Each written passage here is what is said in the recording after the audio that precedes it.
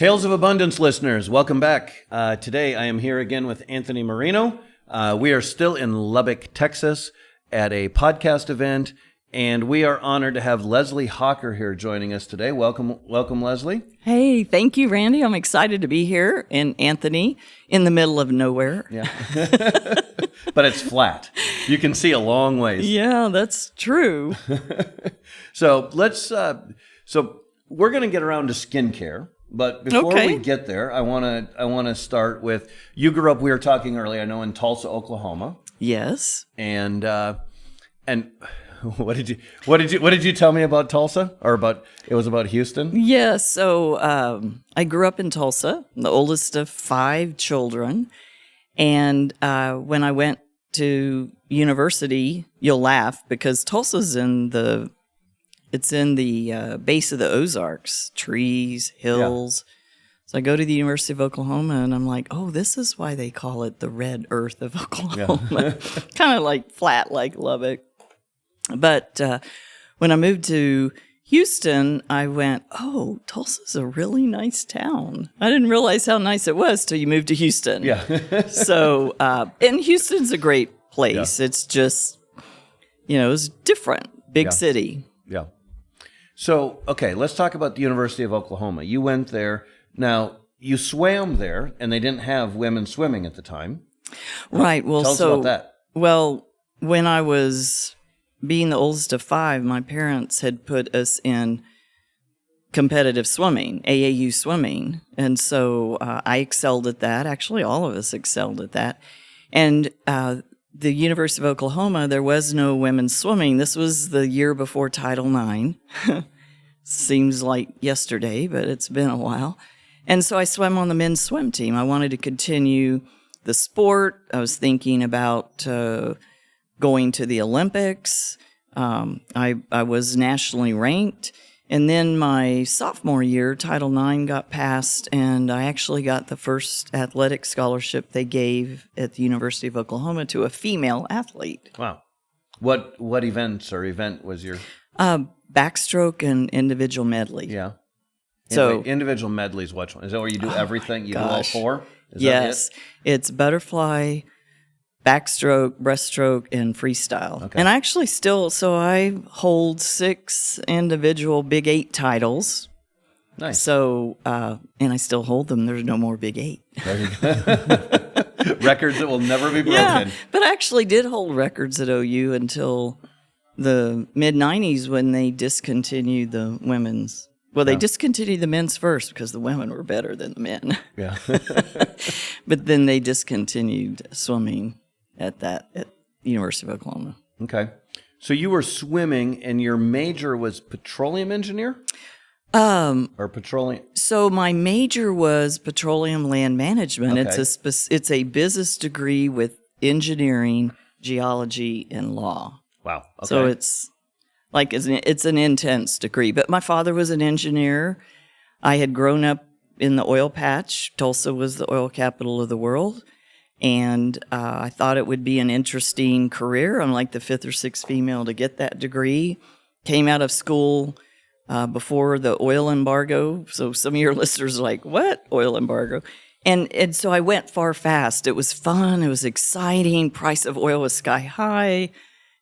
We had gas lines, all kinds of things a lot of people today have never experienced. Yes, young people, there was a time where you would go and there were long, long lines to go to the gas station. It was like getting into a New York club just to try and put gas in your car. I confess I had an assistant that actually went and sat in my company car in line, but I saw the lines. Yeah. They were intense because you couldn't have your corporate staff out of the office for 2 hours getting gas because it was really crazy. Sometimes it was like, okay, this gas station is open for 2 hours between, 12 and 2 or 10 and 1, and they'd run out of gas.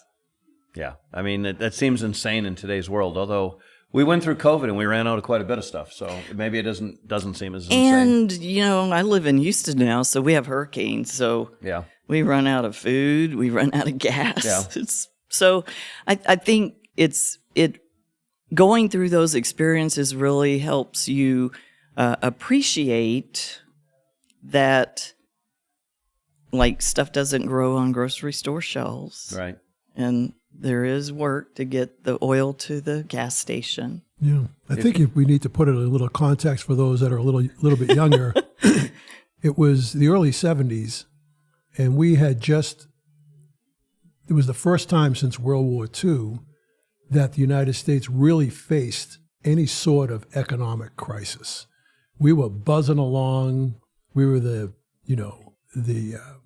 fastest growing country on the planet. Everyone was good, even though we had the Vietnam War to deal with. But economically, we were supercharged during that time. Everybody had a job. Everyone was planning to go to college. Everything was great. And then all of a sudden, someone turned off the gas spigot. Mm-hmm. And the country came to a screeching halt. And it was exactly like COVID. You couldn't go anywhere. And if you planned to go somewhere, you calculated, your 12 miles to the gallon in your gas guzzler back then. Could I make it from where I am to where I want to go and back without having to stop at a gas station? It was a shock to the system. And the country's never been the same. We've now we know what it can be like to be put in that position. So it was really, I was a high schooler at the time, and it was really, really shocking. And it's good perspective, because like with COVID is that all businesses, all countries, cyclical. You're going to have ups and downs. You just got to look in the future and keep going. Exactly. All right. So the petroleum industry, not a great time there. And what came next? Well, what actually happened was in the petroleum industry, we actually were in high demand because you needed more. Right. But then it did crash, because what goes up comes down. Right. And so my boss called me into his office one day and said, Lesley, you're really good at what you do, but I'm sorry you make too much money. And I thought, I think I'm getting fired. Oh, my goodness. But fortunately, several years before that, when I had gotten to the executive level, I looked around and thought, this is fun now. I literally said to myself, because I was young, I was in my late 20s, I said to myself, this is fun now, but I don't want to be going to work in the dark and coming home in the dark and working weekends in my 50s. So I need to start a business. And I laugh, as I shared with you. It's we saw that happen during COVID. People are like, hey, I'm just going to start a business. I'm not going to go back to the office. And there's a lot that goes into evaluating a business and what you want to do with a business. But I fortunately found people to mentor me and earned as I learned, and opened a Pilates studio at the same time. And it was fascinating. I was probably in over my head, but didn't know it. Yeah, that's probably the best way, right? Yeah. Sometimes it's really good to not know what you don't know. Yes. Yeah. Go back to you said evaluating a business. We have a lot of people that listen that are business owners or entrepreneurs, people thinking about starting a business. What advice would you give them when it comes to evaluating a business? Well, one of the things is timing. Like, I started the Pilates studio, so a lot of people listening probably don't realize there was a point in time when no one had heard of Pilates. And so timing in business is everything. It's like location in real estate. And what ended up happening was I was educating people about it. And when you're educating people to a need, you aren't making money. You need something that the masses are looking for, and in order to do that. So I would say timing. I went the affiliate route with direct sales. My next door neighbor introduced me to a company that was wellness, but the owner of the company. So the owner of a company, if you're partnering with a company, is important. I didn't know that. Yeah. So this was a doctor that started it. You think, oh, great. When you're young, you think, oh, if someone started a company, they know what they're doing. And I have a degree in business, which taught me nothing about working for myself, how to evaluate a business. They taught me how to work for someone else. So some of the key things are timing, who you're partnering with.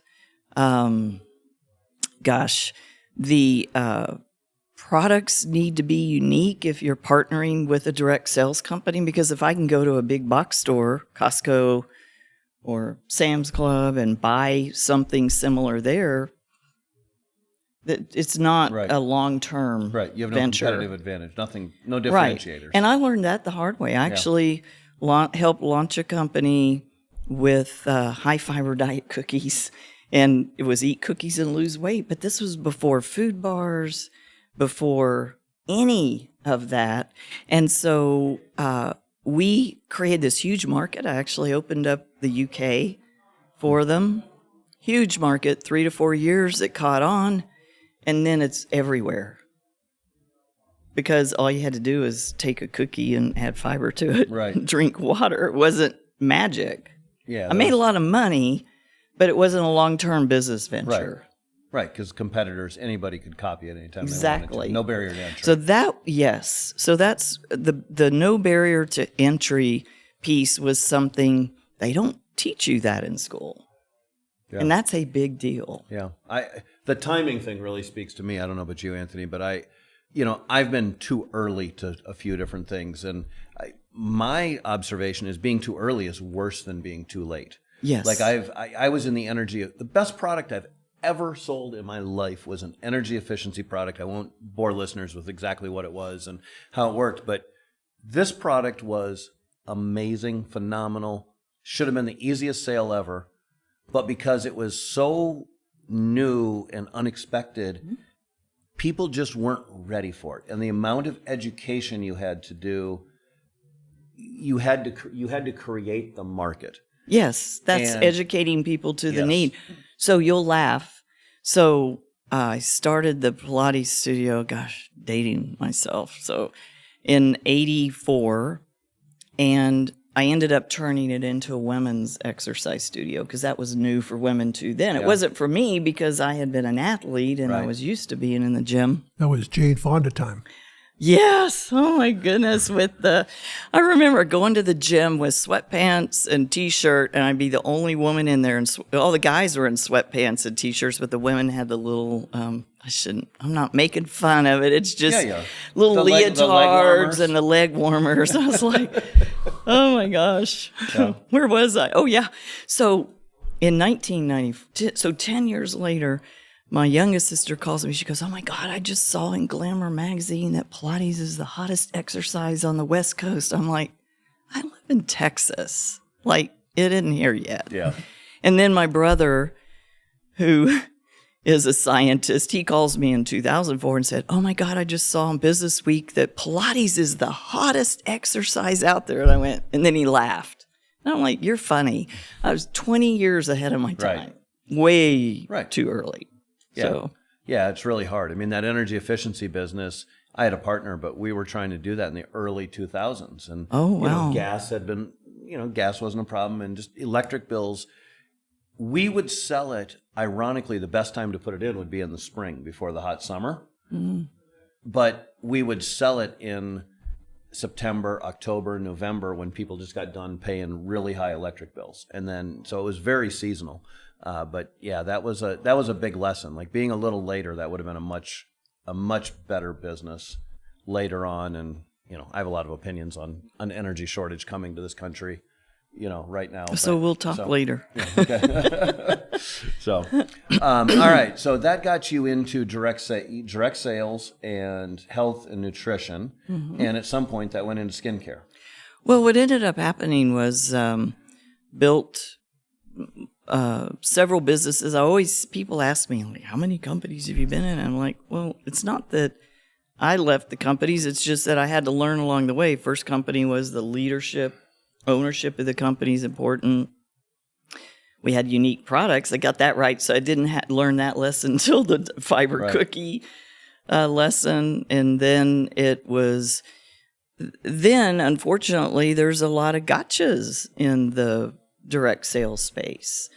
And so what do you mean gotchas? Well, inventory and compensation plan, and they're really are, unfortunately. And that's why direct sales has good name and bad name. I always tell people it's like, there's always good players and bad players in every industry. And so I retired and didn't retire, still did consulting with my husband. So my husband's a doctor of pharmacology, and we met in the Diet Cookie Company. Okay.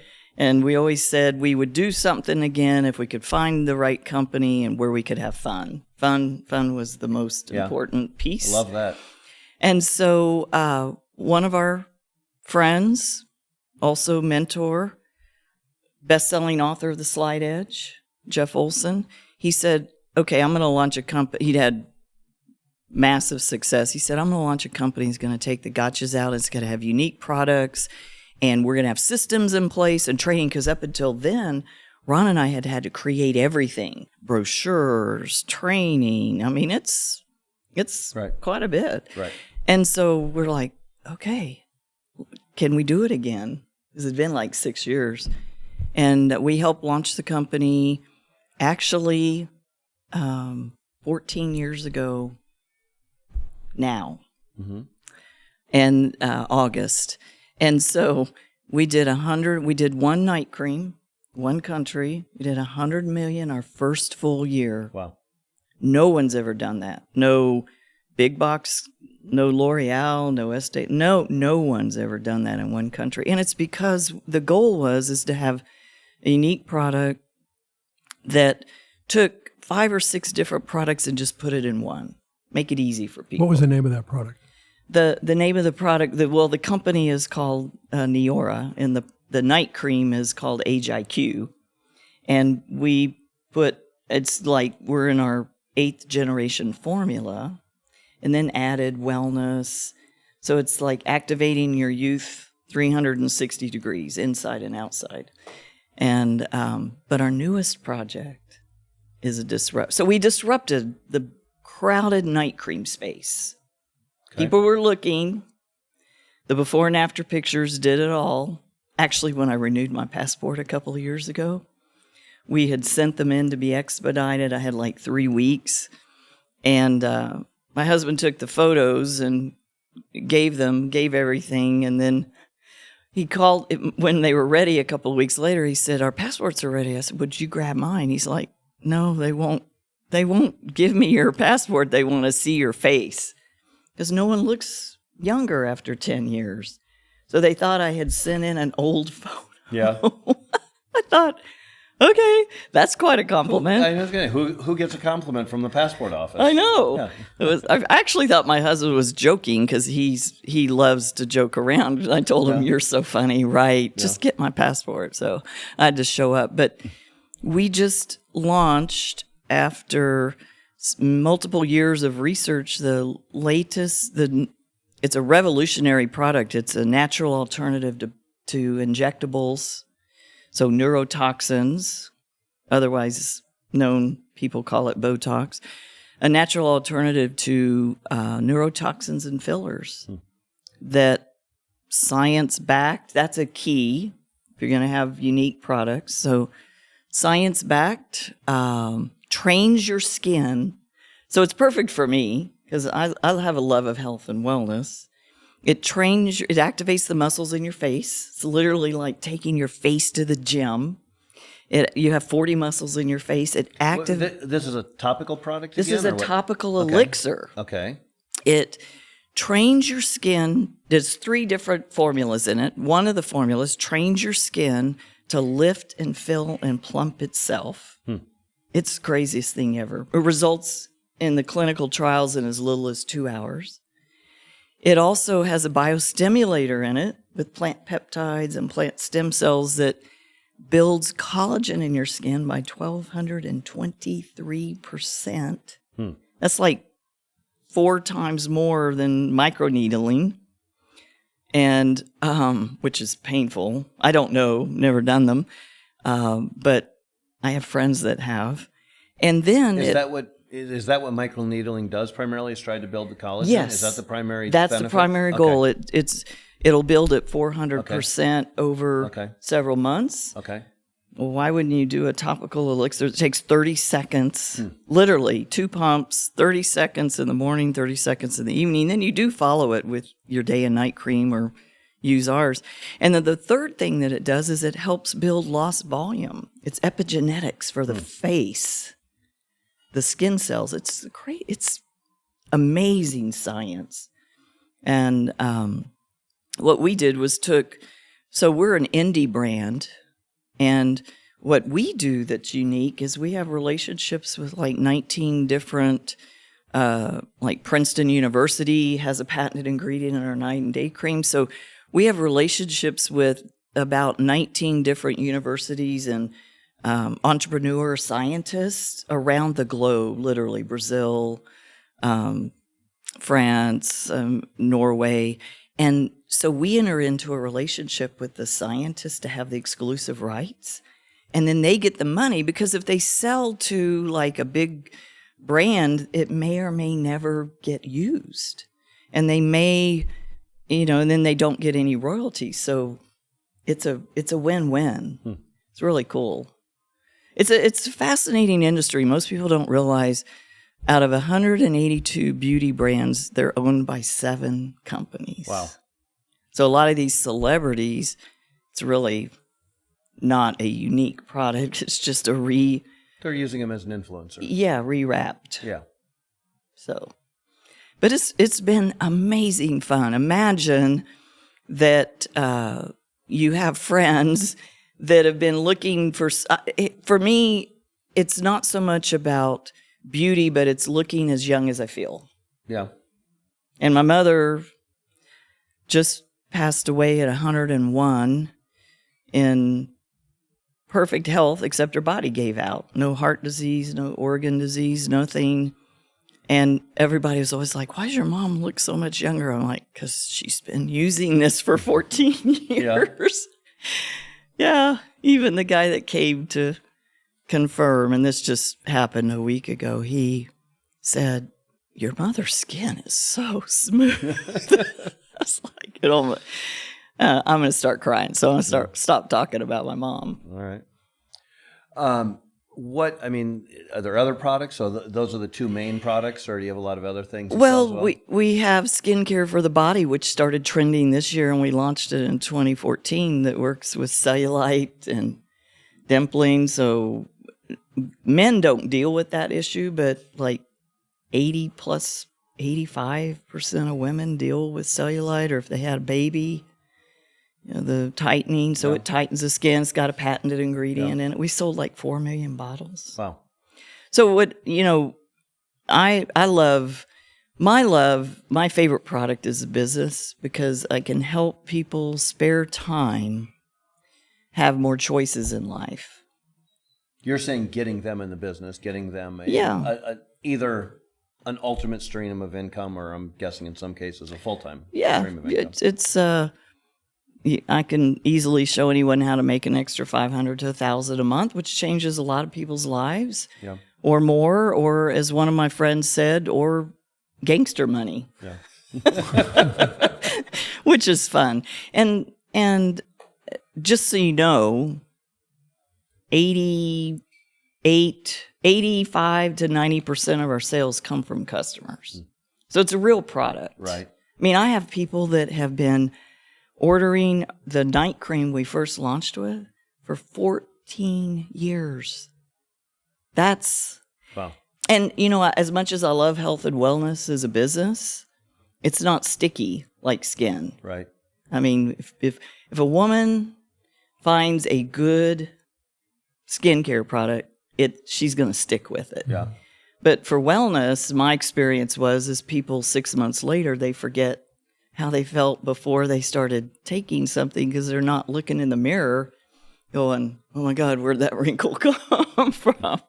So some of the most successful direct-to-consumer companies were things like Avon, Tupperware, and it wasn't so much the product as it was the community aspect of what they were creating, the parties, the culture. Are you employing that with this, or 100%? Yeah, you're 100% right. the culture, and that is I have 5 key things for a legacy business. And the fifth is finding someone to mentor you, that'll help you, that'll work with you, and a culture of people helping people. So we have a live happy culture. In fact, I'll share with your listeners, this is free to anybody. So our founder back in 2013 started, he realized that positive psychology was not a thing. So this has been a whole evolution. It was all negative psychology, really. It's like you got to live through that. And positive psychology, so what he did was he created a site called livehappy.com, and it's an aggregate. It's all the latest neuroscience research on success. And it's free. It's his way of giving back. And I laugh because my friends used to say, well, I'll be happy when this or when that. And they thought I was nuts because of being in direct sales, because of working on yourself, personal growth. I always said, no, happiness comes first, then success. They're like, you're crazy.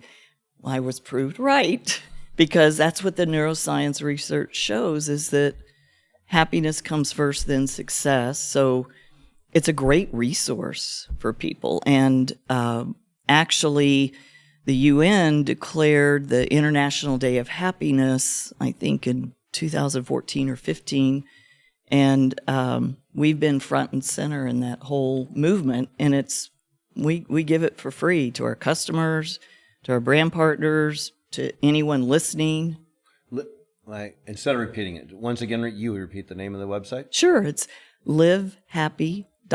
Oh, I was going to be right, but I felt it wrong. All right, livehappy.com. And the name of the product for the that you described? Oh, the Neo filler. Yeah. So it's and actually I can offer to your listeners a free intelligent skin scan.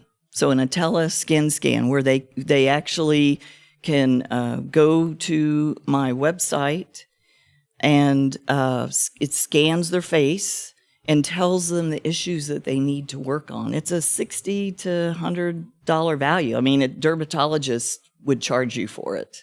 Okay, and how do they do that? Well, the website will be live in 1 week. Okay. So I'll get that to you, and then you can put it in the notes. I'm so excited about it. Okay. Because I feel like it'll save you time and save you money. And people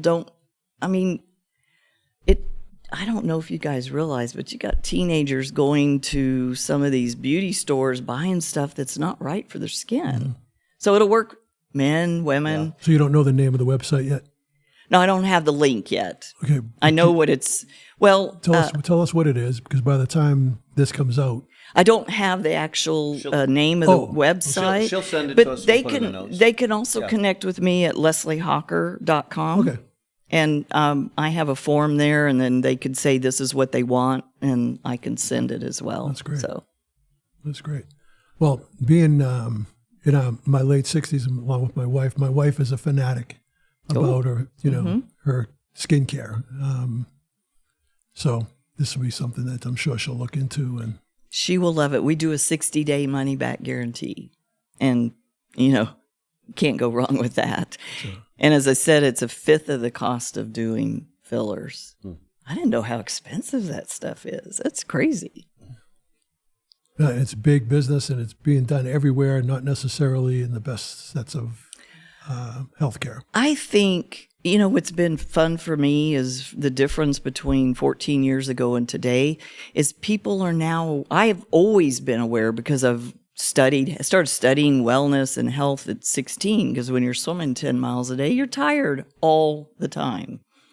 But today, people are aware that what you put on your skin does go in your body and does affect your body. So clean is important. I've been a skincare snob for decades, and because I had a lot of discoloration and sun damage. And I know you guys can't see my face, but it's clear.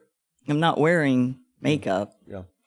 And the challenge was, over the last 10, 20, 30 years, was you had clean skincare that didn't work, and you had performance skincare that had a ton of chemicals in it. And so we like to call ourselves Clean Meats Performance. So you have amazing skin now, but all that time in the pool, the chlorine has to be terrible, right? And there was no sunscreen when I was a kid, and I lifeguarded. Yeah. Oh my God. And so that was really part of what prompted me to go the skin route, even though I wasn't always was that I knew I needed something for the health of my skin. Yeah. And so, yes, I had massive discoloration. I had huge pores. I had dark under eye circles. Yeah. It's like I needed help. And now pretty much, I mean, most people don't guess my age. No, I don't think. And we won't ask. So. That's okay. If you could see me, I might tell you, but. Okay. All right. Well, Lesley, this has been fascinating. We appreciate the time, and I mean the skincare, but personally, I like the entrepreneurial journey and some of the lessons and things there that really spoke to me. Listeners, as always, thank you for tuning in to Tales of Abundance. Why settle for less? Download, subscribe, tell your friends, and everybody have a fantastic day. Thank you, Lesley. Thank you so much. It was my pleasure. I loved it. All right. Thank you. Great. Listen and subscribe to the podcast wherever you get your podcasts. Click follow for more content like this, or go to talesofabundance.com to join our community and get free tools.